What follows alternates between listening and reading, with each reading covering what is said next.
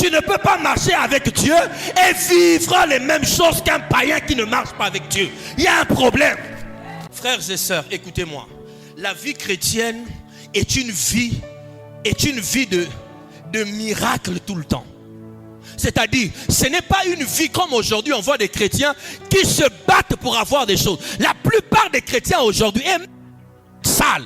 La plupart des chrétiens, si on te pose la question, comment tu as eu ce que tu as eu? Comment tu es arrivé là où tu es arrivé? On va retrouver l'effort humain. Il n'y a plus le côté où on peut voir l'empreinte de Dieu sur ce qui se passe dans ta vie. Pourquoi? Parce que les chrétiens pensent que lorsque tu marches avec Dieu, tout est une histoire d'effort humain. Je dois appliquer mon intelligence. Oui, ton intelligence est importante. Travailler, c'est important. Mais quand même Dieu te demande de travailler, il y a toujours son empreinte. C'est-à-dire, quand les autres feront 100% d'efforts, toi avec 50%, tu accompliras les objectifs de 1000% d'efforts. Parce que tu as Dieu avec toi. Tu dois en être conscient. Tu ne marches pas avec n'importe qui. Tu marches avec Dieu.